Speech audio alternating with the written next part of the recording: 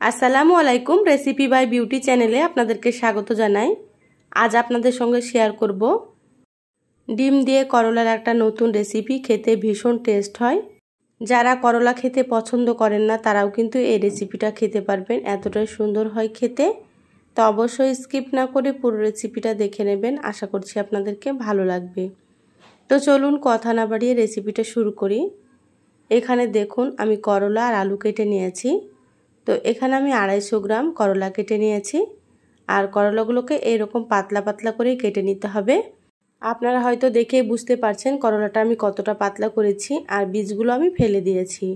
আপনারা চাইলে বীজগুলো রাখতেও পারেন। এখানে আমি দুটো মিডিয়াম সাইজের আলু ডুমো ডুমো করে কেটে নিয়েছি। আলু আর করলা খুব ভালোভাবে ধুয়ে পরিষ্কার করে নিয়েছি, তারপরে পানিটা ঝরিয়ে নিয়েছি। এখানে আমি আমার পরিমাণ মতো নিয়ে নিয়েছি, আপনারা আপনাদের পরিমাণ মতো নিয়ে নেবেন।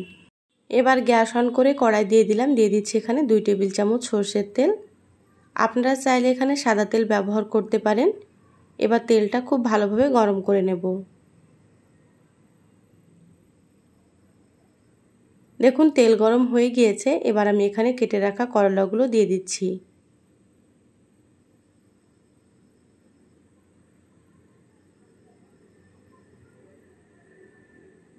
সম্পূর্ণ করলাগুলো দিয়ে দিলাম। এবার এখানে দিয়ে দিচ্ছি সামান্য একটু লবণ,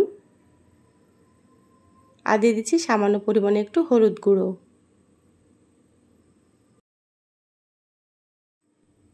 এবার নেড়েচেড়ে খুব ভালোভাবে একটু মিশিয়ে নেব লবণ আর হলুদটাকে। আর এই পর্যায়ে গ্যাসের আঁচটা হাই হিটে করে দিলাম। এবার করলাগুলো খুব ভালোভাবে একটু ভেজে নেব। একটু সময় নিয়ে করলাগুলোকে ভেজে নিতে হবে, তাহলে খেতে অনেক বেশি ভালো লাগবে। করলাগুলো আমি 3 থেকে 4 মিনিট মতো এইভাবে হাই হিটে ভেজে নিচ্ছি। যারা ভিডিওটি ইউটিউব থেকে নতুন দেখছেন প্লিজ চ্যানেলটা সাবস্ক্রাইব করে সাথে থাকবেন। যারা ফেসবুক পেজ থেকে ভিডিওটি দেখছেন প্লিজ একটা লাইক দিয়ে পেজটা ফলো করে রাখবেন পরবর্তী ভিডিও নোটিফিকেশান পাওয়ার জন্য। দেখুন করলাগুলো খুব ভালো মতো ভেজে নিয়েছি, আর কালারটা চেঞ্জ হয়ে গিয়েছে। এবার আমি করলাগুলোকে তুলে নেব। এইভাবে করে আপনারা একটু ভেজে নেবেন। তেল ঝরিয়ে প্লেটে তুলে নিচ্ছি।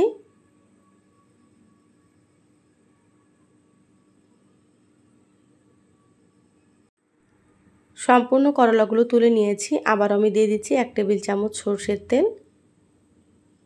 তেল হালকা গরম হলে এবার আমি এখানে দিয়ে দিচ্ছি বড় সাইজের একটা পেঁয়াজ কুচি। এবার পেঁয়াজটা খুব ভালোভাবে নেড়েচেড়ে হালকা একটু ভেজে নিতে হবে। দিয়ে দিচ্ছি 4-5টা মতো চেরা কাঁচামরিচ। তো এখানে আপনারা ঝাল বুঝে কাঁচামরিচ ব্যবহার করবেন, যে যেমন ঝাল খেতে পছন্দ করেন। এবার পেঁয়াজ আর কাঁচামরিচগুলো আমি হালকা করে একটু ভেজে নেব। পেঁয়াজ কাঁচামরিচগুলো খুব বেশি লালচে কালার করে ভাজার দরকার নেই। দেখুন আমি কিভাবে ভেজে নিচ্ছি।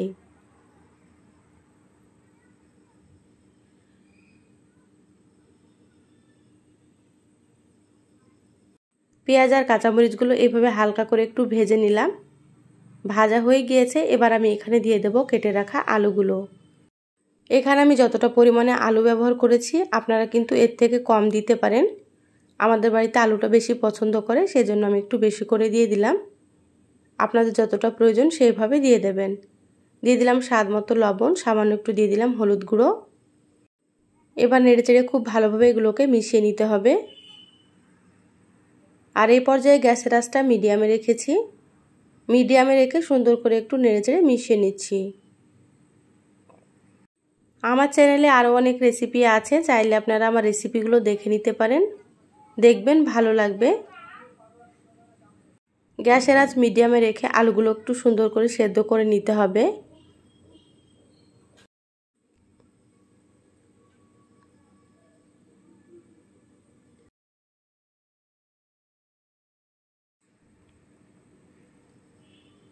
দেখুন খুব ভালোভাবে নেড়েচেড়ে মিশিয়ে নিলাম।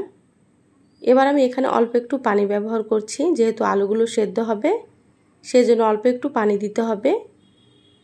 এবার গ্যাসের আঁচ মিডিয়ামে রেখে ঢাকা দিয়ে 5 থেকে 6 মিনিট আমি সেদ্ধ করে নেব আলুগুলোকে। দেখুন 6 মিনিট রান্না করে নিয়েছি, ঢাকাটা খুলে নিলাম। এবার দেখে নেব আলুগুলো সেদ্ধ হয়েছে কি।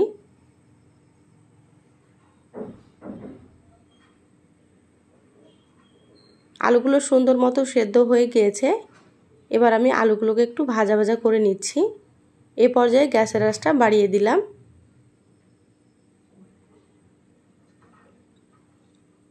এবার সুন্দর করে একটু ভেজে নিতে হবে। দেখুন কালারটা কিন্তু অনেকটাই চেঞ্জ হয়ে গিয়েছে, আপনারা হয়তো দেখেই বুঝতে পারছেন। এইভাবে করে একটু ভেজে নিতে হবে। এবার আমি এখানে দিয়ে দিচ্ছি ভেজে রাখা করলাগুলো। একসাথে খুব ভালোভাবে নেড়েচেড়ে মিশিয়ে নেব। আমি সব সময় আপনাদেরকে ঘরে থাকা মশলা দিয়ে সাধারণ রেসিপিগুলো একটু সুন্দর করে দেখানোর চেষ্টা করি। তো রেসিপিগুলো কেমন লাগে অবশ্যই চ্যানেলের কমেন্ট বক্সে কমেন্ট করে জানাবেন।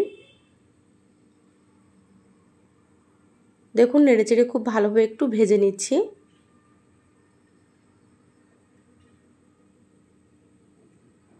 এইভাবে করলা ভাজা করলে খেতে কিন্তু ভীষণই ভালো লাগে। যারা করলা খেতে পছন্দ করে না এইভাবে রান্না করলে কিন্তু তারাও পছন্দ করবে। দেখুন ভাজা হয়ে গিয়েছে, এবার আমি প্লেটে তুলে নিচ্ছি।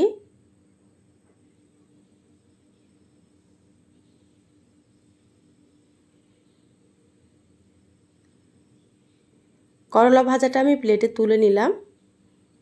ওই কড়াই আমি সামান্য একটু তেল দিয়ে দিচ্ছি, খুব বেশি তেল না, দেখতেই পাচ্ছেন একেবারে অল্প পরিমাণে দিয়ে দিলাম। এবার আমি এখানে একটা ডিম দিয়ে দিচ্ছি। আপনারা চাইলে অন্য কড়াইয়ে কিন্তু ডিমটা ভেজে নিতে পারেন, তা আমি এই কড়াইয়ে ভেজে নিচ্ছি। সামান্য একটু দিয়ে দিচ্ছি লবণ, যেহেতু আগে থেকেই লবণ দেওয়া আছে খুব বেশি লবণ দেওয়া যাবে না। এবার ডিমটা নেড়েচেড়ে একটু ঝুরি করে ভেজে নেব। আর ডিমটা আমি খুব বেশি কড়া করে ভাজবো না, হালকা করেই ভেজে নিচ্ছি।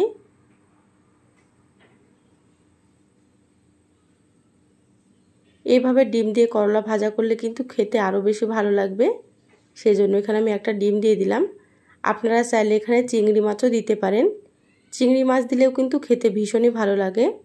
দেখুন ডিম আমি হালকা করে ভেজে নিয়েছি, আবার ওইখানে আলু করলা ভাজা আমি দিয়ে দিলাম। এবার নেড়েচেড়ে খুব ভালোভাবে একটু মিশিয়ে নেব। আরও 1 মিনিট মতো আমি নেড়েচেড়ে মিশিয়ে নিচ্ছি।